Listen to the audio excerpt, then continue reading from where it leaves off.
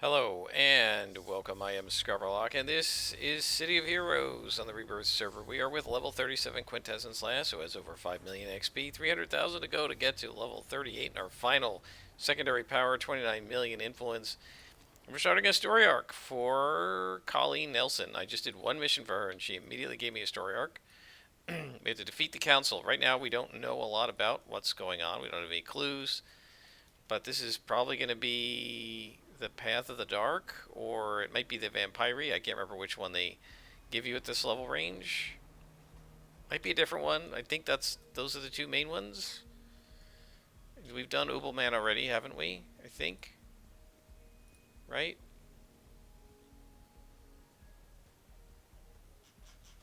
I think so.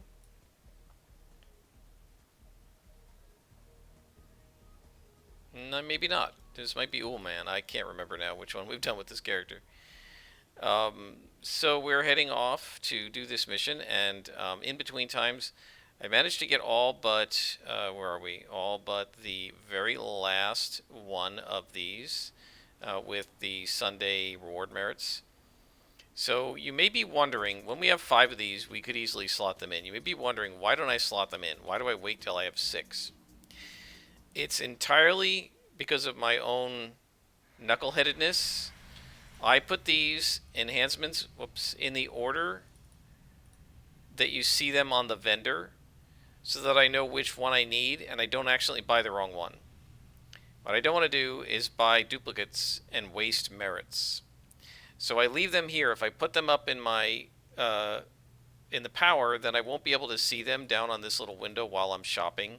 So it's just entirely for my own bookkeeping, and because I'm a knucklehead who would accidentally buy the wrong one if I didn't do that. Oh, here's a boss. And we are, by the way, we're on +2 times 2.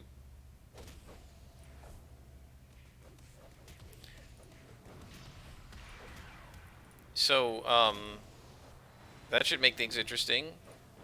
We will probably get more bosses, and we should get more enemies as well. Okay, that's what we want. Another guy comes in that helps us with the soul drain.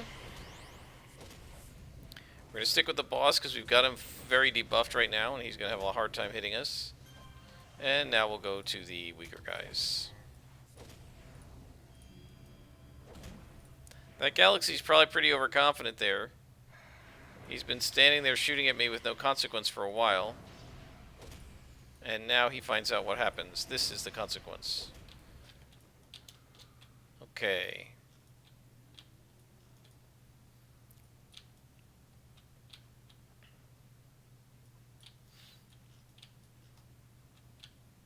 So we're going through this base, looking for all the council, and I guess trying to find out what exactly they're up to.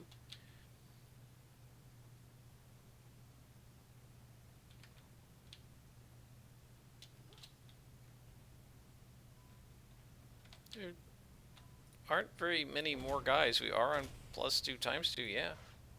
So, I don't know, I thought there would be more enemies here, you know, like 5 or so per spawn. Doesn't seem like it. I mean, I guess we have a couple extras with a lieutenant, but they're not very close to each other.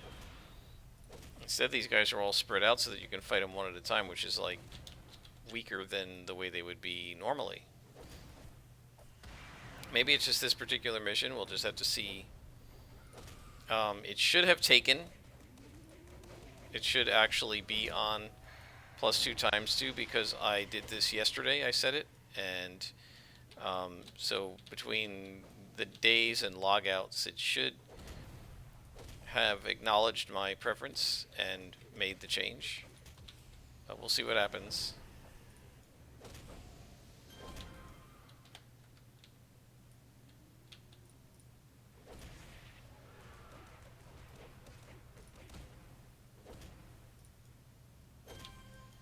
Very cool. Yeah, this character is just absolutely devastating. I would say only Silver Phoenix was more so, and Silver Phoenix had incarnate powers, which this character doesn't, and won't. Without the incarnate powers, I would say they're pretty close.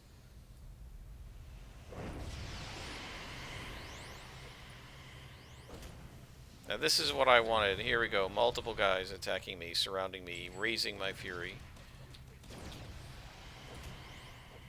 Well, two can play at that game, Equinox, to heal yourself, but I'm better at it than you are. And I'm still standing, and you're not.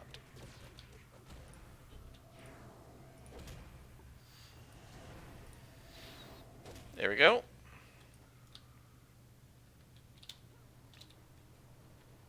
We have to look everywhere here because these guys might be anywhere in the nooks and crannies. And that is a dead end.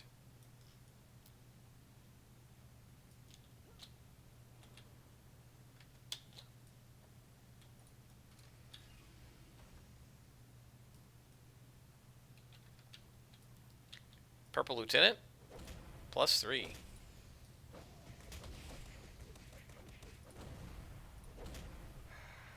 Yeah, one of the problems with them being all by themselves is it makes it like not worth doing Soul Drain. And yet you may as well do it kind of because they're because it's going to recharge fairly quickly. Right, every minute now for us, right? Exactly every minute. And it lasts 30 seconds. So like you kind of may as well do it, but you don't want to do it because it's only going to get one guy.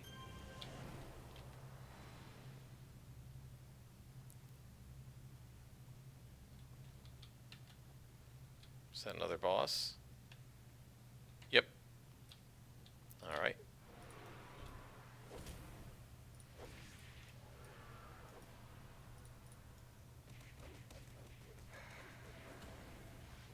Alright, let's go get the boss since he's attacking me now. 1. 2 hits. He's minus something like 10. Minus 15. Minus 20. Should be close to minus 25 now.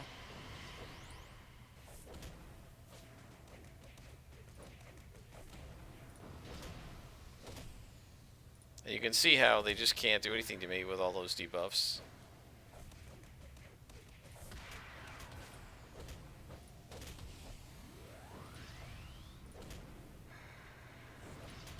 And of course he does get lucky sometimes, right? He's going to hit occasionally, but not often. Excellent. So there's still a couple guys down from the last corridor of that big room.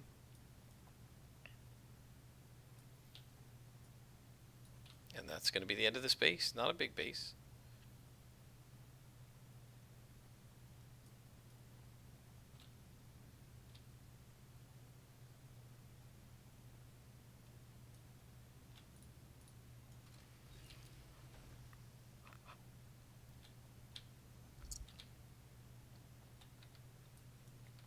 And these are just minions, so they will go down. I will cut through them like a scythe through wheat.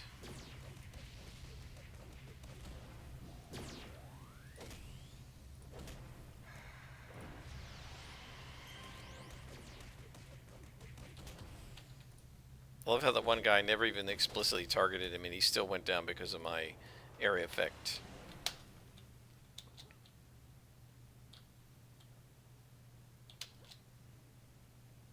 One more guy.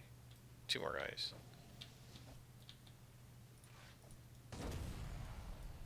Oh, that's a lieutenant.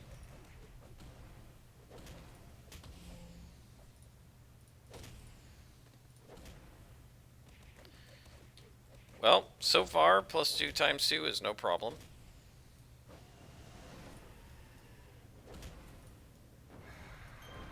Made a couple extra bosses in here from what we normally would have gotten, but they're no issue.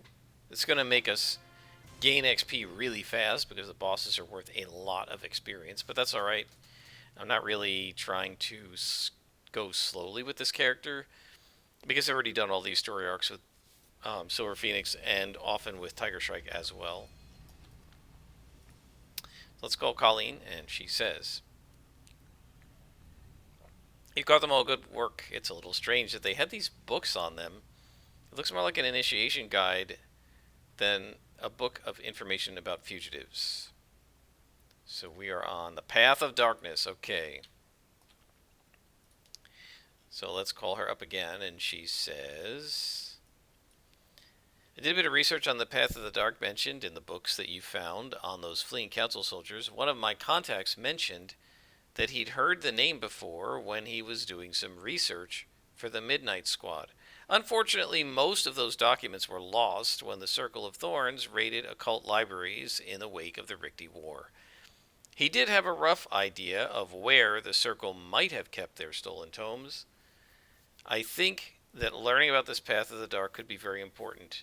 Get those documents. Okay, so now we're going into Orenbega, and that means we've got to change the difficulty. Because I definitely don't want to do +2 × 2 against Circle of Thorns because of all their debuffing. It just won't be any fun at all. So on our way back to Skyway City, we're going to stop in Atlas Park and just quickly shift it down to +1 × 1. I hate doing that, but I'll be cursing the whole time against the Circle. It's not even that they really have any chance of defeating us, because they realistically don't. It's just that I detest the constant miss streaks. 10, 12, 15 misses in a row. It's just not fun. So let's drop it back to +1 and ×1, and we're gonna have to try to remember when we get back to the council to put it back up, right? Because council will be like way too easy on +1 × 1. So let's go to Atlas and just make our adjustment. I'm sure there's a guy that does it in Skyway, but I don't know where he is, and I know where Atlas is, and it's very close to the train station, 2 hops away, so I'm just going to go ahead and do that.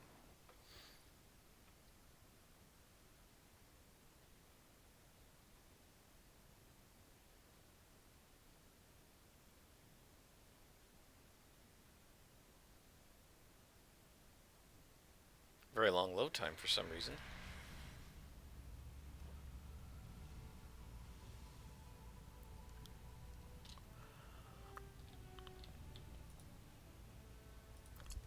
Okay, back to +1. Back to 1 hero.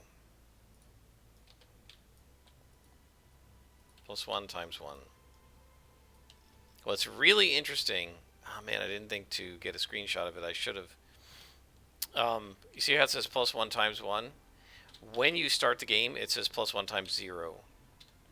Which is really interesting, because ×1 is what it should be, right? 1 player. Should be ×0 player. If it was 0 players, there'd be no minions in the spawn, right? No players means there's no mission going on.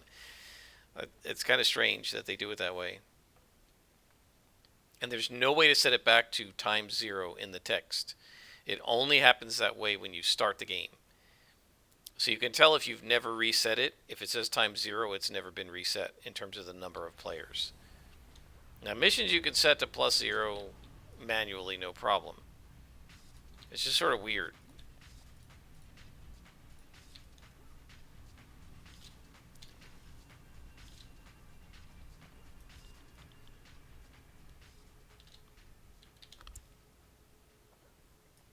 Every time I go hopping around, I'll tell this story again, I guess. Every time I go hopping around Skyway City, I remember the first time I got super jump with my martial arts super reflex scrapper.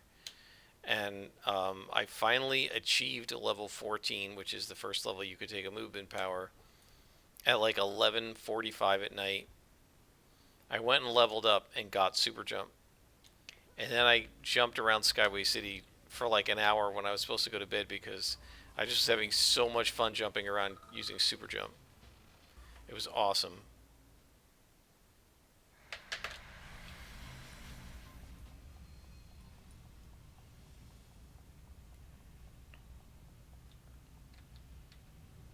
Now it may be that as we get into these levels here, especially 40th level, and we move away from the Earth Thorns and away from the Nervospectral Demons, that I may start being able to keep it on +2. But as long as there are Nervospectral Demons and Earth Thorn casters, we don't want it on +2, because it's going to be too hard to hit, right? Mist already here.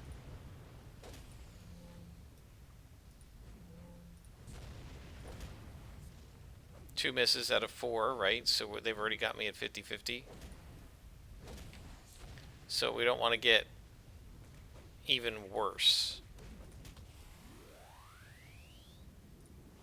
Notice how, with that power and Siphon Life, I can get us all the way back up to max, which is awesome.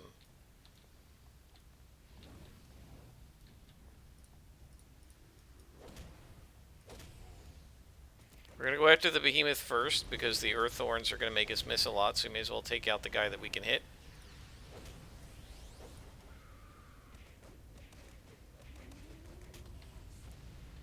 And then soldiering these guys. Well, we got one of them anyway. I didn't get close enough to the other guy.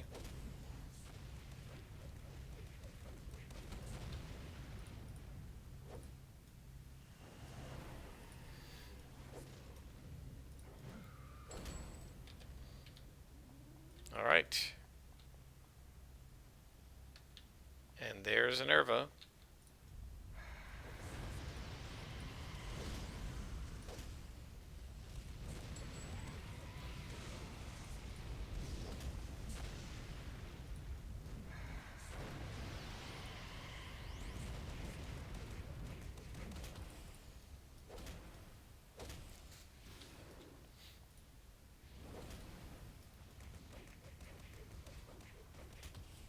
So I'm working on my next D&D adventure, or set of adventures actually, for my players. I think I've mentioned this, that that there isn't going to be like a magic item shop, but rather it's going to be a kind of like an auction house, or I don't know what you want to call it, and like a Swiss bank kind of, where everybody's anonymous and they leave magic items, or antiquities as they call them, to this one guy who tells you what you can do to get the magic item you want. Some are asking for a trade, magic item for magic item. Some are going to ask for pay, and some are going to ask for you to do a quest. And so there are 3 quests. One is to go into the sewers and clear up the sewers. And the reward for that, I believe, is going to be the Scutum of Sulla. So the Scutum is a shield in the Roman army, right? One of the really big shields they used to have. And Sulla was one of their great generals, and this is going to have some really nice abilities, a +1 shield, but it's also going to enable the character, like if you get hit with a critical hit, it will ring like a bell. This is a Colvillian thing from his campaign, but I love it. And it will allow every character that's within a certain radius and hears the bell, that's your ally, to immediately spend a hit die as a reaction and gain some hit points. So like they're inspired to keep fighting. This is pretty cool. There's going to be something like a Boots of Elvenkind called Boots of the Woodlands. Then I can't remember the other one. I think Spider Slippers, which allow you to walk on ceilings like Spider-Man. And so, so those are the ones you can do quests for. Then I have like a potion of heroism, I think, that they can buy. I have a ring of spell storing that my really good friend really wants. But according to the same Magic User Price Guide, the thing is 24,000 gold, so they won't be able to buy that for a while. And they may not be able to buy it at all, because I decided to impose this rule that every time they come back to the Emporium, there's going to be a chance that one or more of the items has swapped over to something else. And so I have to figure out, it's going to be some small chance, like 1% per day per item. So like if they go away for 10 days and come back, there's a 10% chance that the ring of sorcery, or the ring of spell storing, is no longer for sale, and there's something else being offered for sale in that slot, as it were. I have a couple of other things that I'm not remembering off the top of my head, but there are 9 total. And so I came up with 3 quests, and I think I've mentioned this before. One, I've now finished most of it. It is in the sewers, which have been, this like one junction in the sewers has been blocked off. Maintenance crew went down there, never came back. Another maintenance crew went down with a couple of guards, never came back. Let's try to get up here. There we go. Then can we get anywhere else up here? No. So what's the point of this room? Then a set of Praetorian guards went in, never came back, and so it turns out that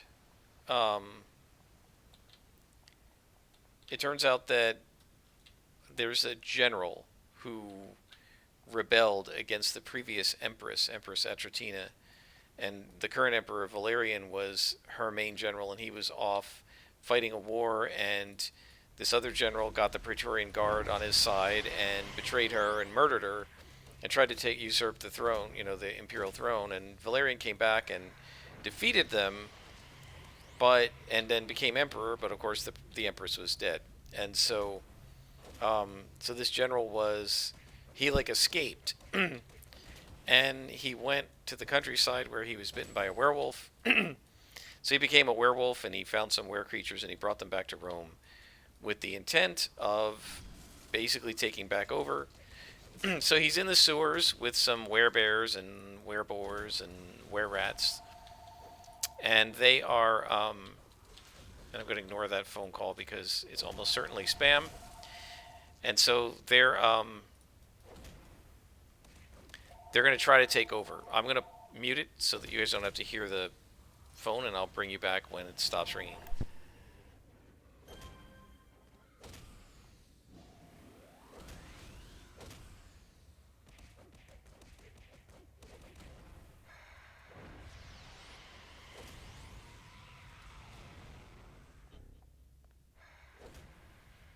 I would have just paused there, but you can't stop fighting. There's no way to pause the game. So anyway, one of the guys on the forum said, hey, why don't you make it so that the guards, who went down, actually were from his unit and support him, and so they willingly became lycanthropes to to help him take back over. I'm like, yes, that's cool. So I'm definitely doing that. So I have this sewer map. It was made by somebody else. It was a little easier than trying to make it up myself. It's not exactly what I would have wanted, but it was 1,000 times quicker than trying to make it up myself. So I got that all keyed out. And then the second quest that they could go on is to clear up a haunted house. And so this is going to be one where basically the house was destroyed in a fire, and it's a parent and their children, ghost, a ghost of the parent, a ghost of the children, save the children.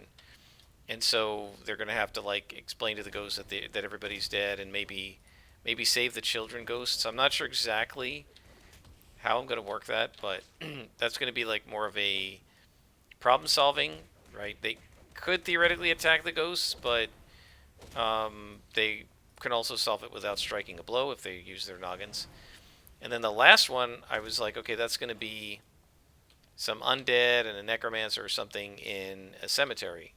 So what I decided is the cemetery, it's a tomb, a single large multi-grave family tomb of the sort they had back during the Roman Empire. Librarian Nemcantharaxis. Wow, that is one heck of a name. And so what I decided is that this family is large, right? There are 7 sons, and so Septimus is the last son. Name means 7, right? And he is unhappy because he's really not going to inherit anything from his family. And so there's a couple of cultists who are cultists of Orcus, and they basically offered him power and the possibility to control his family or whatever if he lets them use their tomb and works with them.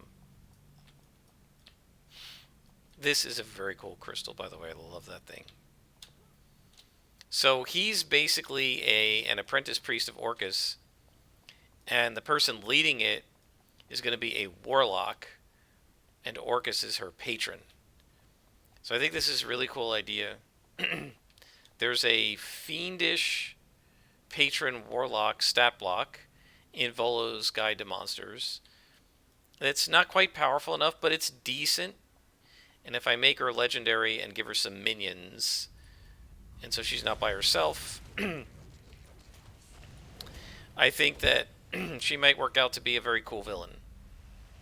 So there's going to be basically the tomb itself is just going to have some ghouls or whatever in it, but then there's going to be like an opening in the ground, and they're going to go into sort of like Lovecraftian style Stygian depths, and in the depths they're going to find like nameless creatures and evil undead that this warlock of Orcus has managed to summon and is trying to use to like cause more death, right? Because the god of Orcus is like the god of death and wants to basically kill everybody. All right, so that completes this mission. A Roman's Tale. So get an account laid down by an unnamed Roman, speaking of the Romans, an imperial guardsman, who was assigned to the last emperor of the Roman Empire, Romulus Augustulus, fictional guy, I assume. One section details the following. Dorjan did as the emperor bid him and led us down to the dark to meet those friends in darkness his family was supposed to have. So speaking of this, it's almost like Path of the Darkness that I'm doing with my Romans. Didn't even think about it. We followed Dorjan deep underground through dark caverns until we found worked stone and great halls. Then there were movements in the shadows, and we all felt surrounded by spirits. A man came forth and welcomed Dorjan as his brother. He welcomed the emperor to the halls of the paths of the dark and bid us to enter. Then I saw that this man was not a man, nor were any of those who watched from the shadowed halls. I looked to Dorjan for guidance as we had fought together and stood side by side, but now I saw that Dorjan was shifting form into a shape that was not at all his own. I saw them moving toward us. The emperor exhorted them. Fear overcame me. Through darkness I ran. All right. So we're definitely in the Path of the Dark storyline. Pretty cool. She says, this is strange, Quintessence last. This account you found makes it seem like the Path of the Dark is an ancient order dating back to Rome. Why would they be hooked up with the council? This can't be any good. I'm going to keep looking into it. Alright, folks, that's about 30 minutes, so I think we're going to stop here. In terms of our enhancement set, basically, I think in about a week, between doing this story arc and hopefully getting some of our reward merits for veteran rewards, we should be pretty close to, or if complete, maybe complete this, and then we'll have our fourth set, and all of our first 4 powers, actually all of our 6 slotted powers, will have full enhancement sets. At that point, then the next couple levels we're going to try to 6-slot Midnight Grasp and work on the, Touch of Death set for Midnight Grasp. And that'll be probably all the sets we're going to have in our primary. We may be doing some secondary sets for the toggles. We'll see, depending on how many slots I have to play with. I feel like this character is not going to have as many slots as Silver Phoenix did. She was able to 6-slot some for toggles and 5-slot some for toggles. I don't know if I'm going to be able to do that with this character. Alright, so let's stop there, guys. I hope you've enjoyed. I have. Until next time, I am Scrapperlock, and this is City of Heroes on the Rebirth server.